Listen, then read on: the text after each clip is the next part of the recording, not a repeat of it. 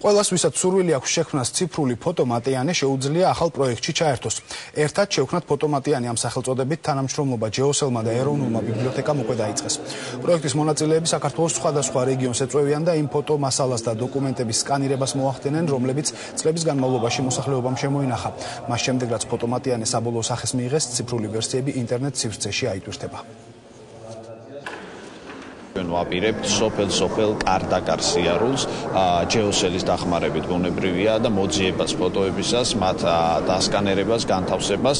მე ვფიქრობ, რომ აი ამ არქივის მნიშვნელობა, ელექტრონული არქივის მნიშვნელობა თავისი, თქვათ, რაღაც თვალსაზრისით პომპეზურობითა და რაღაც თვალსაზრისით შედეგიანობით გაუტოლდება ჩვენი წიგნების ციფრული არქივის მნიშვნელობას.